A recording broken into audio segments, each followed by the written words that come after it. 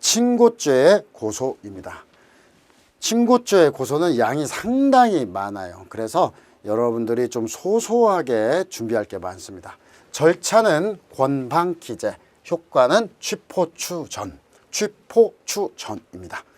자, 서설 친고죄의 의의와 종류에서 차근차근 친고죄는 고소가 있어야 논할 수 있는 범죄이고, 그리고 반의사불벌죄와 구분된다. 피해자의 고소가 없어도 공소를 제기할 수 있는 반의사불벌죄와 구분이 되고요. 친고죄는 바로 모욕죄, 비누모사, 비밀침해, 업무상 비밀누설, 모욕, 사자명예와 같은 절대적 친고죄, 그리고 친족 상도례와 같이 일정한 신분관계가 있을 때만 성립하는 상대적 친고죄, 바로 형법에서 제3범죄들에서 강도하고 손괴를 제외한 부분들이죠. 자, 그 다음에 고소의 의의는 고수사처, 고소권자가 수사기관에 대해서 범죄 사실을 신고 범인의 처벌을 구하는 의사표시다. 자, 고소의 절차로서 이제 차근차근 해서 고소권자부터 시작합니다. 그래서 고소권자는 가장 기본적으로 피해자, 범죄로 인한 직접 피해자에 제한되고 보호법익 축체, 행위의 객체도 포함이 되고 자연인에 한하지 않는다라고 하는데 좀 어려운 개념이기 때문에 직접적인 피해자에 제한된다라고 하는 표현을 사용해 주시고요. 자, 피해자의 법정 대리는 독립하여 고소할 수 있다. 이때 독립하여 고소할 수 있다라고 했을 때 이 고소권은 고유권이다. 고유권이라고 하는 의미는 피해자와 별개로 피해자가 고소를 취소해도 고소할 수 있고 피해자의 고소권이 소멸해도 고소권을 행사할 수 있다는 점에서 고유권입니다. 자, 피해자의 배우자와 직계친족, 형제자매 이런 사람들도 고소할 수 있는데 기본이 피해자 사망 시 형사소송법 225조 2항은 피해자 사망 시 독립하여 고소할 수 있고 다만 피해자의 명시한 의사에 반할 수 없다라고 규정하여서 독립대리권입니다. 자, 그리고 법정 대리인이 피의자이거나 피의자의 친족일 경우에 피해자의 친족이 고소할 수 있다. 이 얘기는 뭐냐면 바로 부모가 자녀에 대해서 부모의 형제자매가 계모가 법정 대리인인 아버지의 계모가 어떤 자녀에 대해서 범죄를 저질렀을 때 이때는 기본적으로 자기 또는 배우자의 직계친족을 고소할 수가 없죠. 그래서 이런 경우 피해자의 친족이 고소할 수 있다는 규정이 존재하고요. 자, 그 다음 지정고소권자, 바로 고소할 자가 없는 경우에 있어서는 이해관계인의 신청에 의해서 검사가 10일 이내에 고소권자를 지정하게 되는데 이를 지정고소권자다라고 합니다.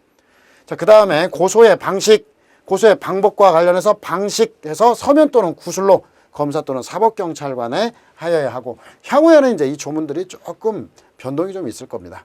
자, 검사 또는 사법경찰관은 구술에 의해 조서를 받으면 조서를 작성해야 된다. 향후에 바뀔 수 있는 게 지금은 이런 조문을 일반적으로 놔뒀지만 검사가 개시할 수 있는 범죄가 제한이 되어 있기 때문에 이제는 검찰이 아니라 경찰로 고소를 원칙적으로 제기하는 방식으로 향후에 조문 개정 등이 있을 필요가 있죠.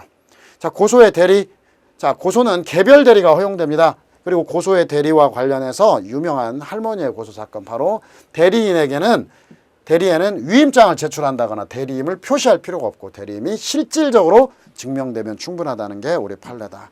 할머니의 고소 사건이라고 해서 바로 유아에 대한 성폭행이 있었고 이에 대해서 엄마가 할머니한테 부탁을 해서 고소를 해달라라고 했는데 이른바 법정 대리인이 할머니가 법정 대리인이 아니라 바로 자녀의 엄마가 법정 대리인이죠. 그래서 할머니에게 부탁을 했는데 할머니가 고소를 했죠. 근데 그 고소를 했는데 뭐냐?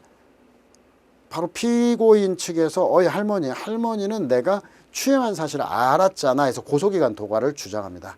이에 대해서 우리 대법원은 고소의 대리는 대리라는 표시를 할 필요가 없고 대리임이 실질적으로 증명되면 족하다라고 하면서 이건 할머니의 고소가 아니라 법정 대리인 엄마가 대리를 시킨 거다. 그래서 대리임이 실질적으로 확인되었다고 보고 고소기간 역시 할머니가 아니라 정당한 고소권자인 엄마를 기준으로 봐야 된다. 이렇게 판례가 나왔어요. 그래서 할머니의 고소 사건에서 고소의 대리, 위임장을 제출하거나 대리임을 표시할 필요가 없고 대리임이 실질적으로 증명되면 충분하다라고 판단을 내렸습니다.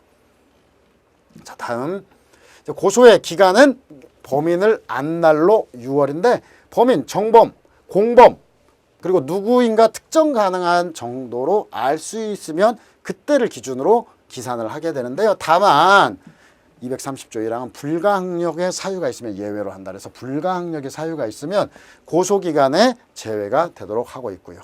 자, 고소기간의 혜택, 기간의 혜택. 여러 명의 고소권자 중 1인의 기간 혜택, 1인은 알면서 6월을 넘겼다.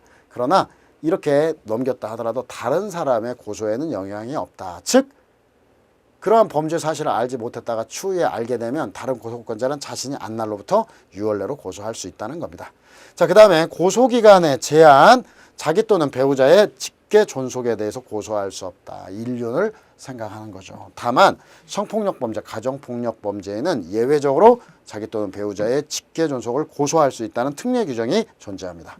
자, 고소의 효과와 관련해서 일단 일반적 효과, 고소가 있으면 수사 개시의 단서, 그 다음에 고소인은 불기소 처분에 대해서 검찰 항고 재정 신청이 가능하고, 그리고 친고죄의 경우는 고소는 소송 조건이기 때문에 흠결 시에는 수사 단계에서는 공소권 없음에 불기소 처분, 여러분들이 추가를 해가지고 공소권 없음에 경찰 단계에서는 불송치 결정 이렇게 추가해서 써주셔도 좋고요.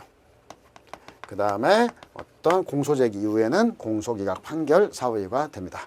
자, 고소의 효력 범위, 고소 불가분의 원칙인데 친고죄는 주관적, 객관적 불가분의 원칙이 모두 적용되는데 바로 주관적 불가분의 원칙은 친고죄에 대해서 규정이 되어 있고 객관적 불가분의 원칙은 규정은 없어요. 그냥 통설 판례가 인정한다.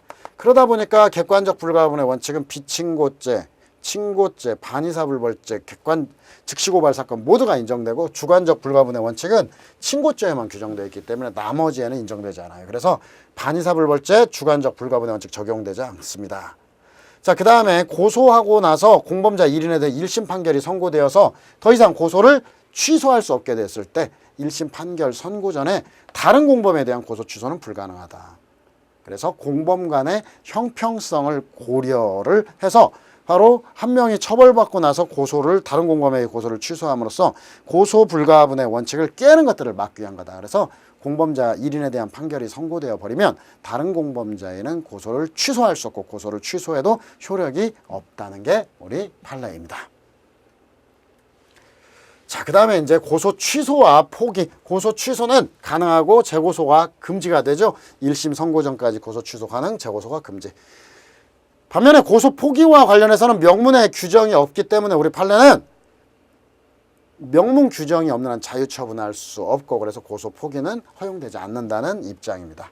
자, 그 다음에 고소의 추안과 관련해서 친고죄에서 고소 없이 공소가 제기된 후 바로 공소제기 이후 공판 절차에서 고소장을 제출하는 거 고소의 추안인데 학설은 적극, 소극, 절충, 이원설로 대립이 되는데 우리 판례는 비친고죄인 강간치사죄로 기소되었다가 강간죄로 변경된 사안에서 그냥 아주 간단하게 바로 고소의 추안은 허용될 수 없다 해서 소극설이고 공소이악 판결을 내렸죠.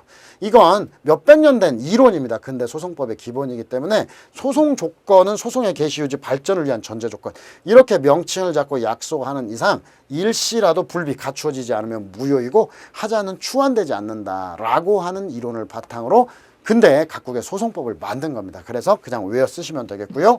자, 관련 문제로 친고죄의 고소전 수사가 있습니다. 그래서 친고죄의 고소전 수사에서 범죄 혐의가 있는 이상 수사 개시가 가능하다. 따라서 고소고발의 가능성이 존재하는 한 고소전 수사는 위법이라 할 수 없다라고 하는 게 판례라는 점.